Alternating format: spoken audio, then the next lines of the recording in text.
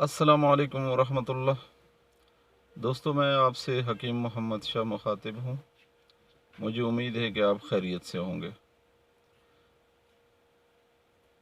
आपको हम अपने चैनल पे वेलकम कहते हैं और आपका शुक्रिया तहे दिल से कि आप हमारे चैनल पे आते हैं और हमारी वीडियोस को आप लाइक कर रहे हैं और देख रहे हैं।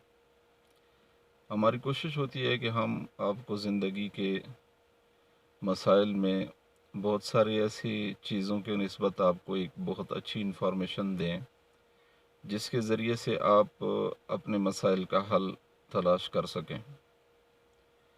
आज मैं इंतहाई अहम टॉपिक पे बात कर रहा हूँ और एक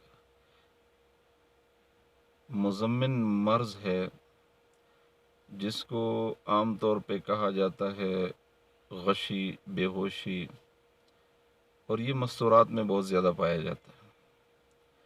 मस्तूरात के अंदर बेहोशी का जो मर्ज़ है उसकी कुछ कैफियत हैं और ये 3-4 किस्म के अलग अलग अमराज़ हैं, मगर इनकी तशख़ीस ना हो सकने की वजह से मस्तूरात को बहुत सारे मसाइल का सामना करना पड़ता है। मस्तूरात में बेहोश होने की बहुत सारी वजूहात हैं, बहुत सारे अमराज़ हैं जिनको मुख्तलिफ़ नाम दिए गए हैं। मिसाल के तौर पे मिर्गी एक मर्ज़ है जो मर्दों में भी पाया जाता है, मस्तूरात में भी पाया जाता है। हिस्टेरिया एक मर्ज़ है जो मस्तूरात में पाया जाता है, मर्दों में नहीं पाया जाता। एक मर्ज़ है जिसे हम तिब की ज़बान में गशी कहते हैं। ये गशी या नर्वस ब्रेकडाउन कहते हैं इसको इंग्लिश में। और इसके अलावा एक मर्ज़ है जिसे बेहोशी कहा जाता है। बेहोशी एक बीमारी है जो मस्तूरात में पाई जाती है और बाज़ औक़ात ये मर्दों में भी पाई जाती है। और एक मर्ज़ है जिसको तशन्नुज कहते हैं और ये औरतों को पैदा होने वाला मर्ज़ है। तशन्नुज की ये बीमारी बिलखुसूस उस वक्त होती है जब डिलीवरी हो चुकी हो, उसके बाद तशन्नुज के डॉक्टरों एलोपैथी के बकौल तशन्नुज के जरासीम औरत के वजूद में इंटर हो जाते हैं, जिसकी वजह से औरत बेहोश हो जाती है और अकड़ जाती है। उसकी सबसे बड़ी वजह यह होती है कि औरत का वजूद जो है वो अकड़ जाता है और उसके आज़ा में जो लचक है वो ख़त्म हो जाती है और उसकी हरकत बंद हो जाती है।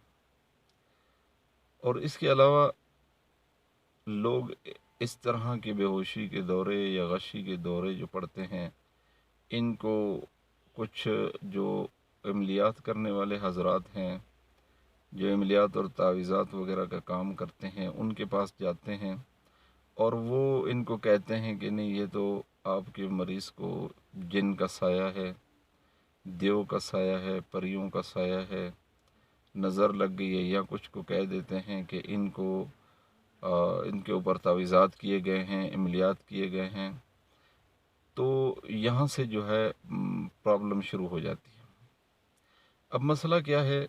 मसला ये है कि मेरा एक अज़ीज़ था, उसकी वाइफ शादीशुदा थी। तकरीबन उसकी एज मेरे ख़्याल में 25-30 साल के करीब थी, 25-27 साल। तो शादीशुदा आदमी था, उसकी बीवी को ये दौरे पड़ रहे थे बेहोशी के। तो मैं एक दिन इत्तफ़ाक से उनके घर पे गया, तो उसी दिन उनको ये दौरे की कैफ़ियत भी वाक़ई हुई। और इस दौरे की कैफ़ियत और इलामात देखने के बाद मैंने उनको कहा कि आपकी ज़ौजा को जो है इलाज की ज़रूरत है, आप इसे डॉक्टर के पास ले जाएं। और लेडी डॉक्टर इनका चेकअप करके, इनके टेस्ट वगैरह करके, इनका जो ट्रीटमेंट करेंगी इंशाल्लाह वो ठीक हो जाएगी। या फिर मैं आपको कुछ अद्वियात लिख कर देता हूँ, तो आप उनका इस्तेमाल करें مگر ان کا یہ خیال تھا کہ نہیں، ہمیں پیر صاحب نے کہا ہے اور ہمیں فلاں مولوی صاحب نے کہا ہے کہ اس لڑکی پر جو ہے جنات کا اثر ہے، لہٰذا یہ دورے ان کو جنات کی وجہ سے پڑ رہے ہیں۔ مگر یہ جنات کا اثر نہیں تھا، یہ ہسٹیریا کے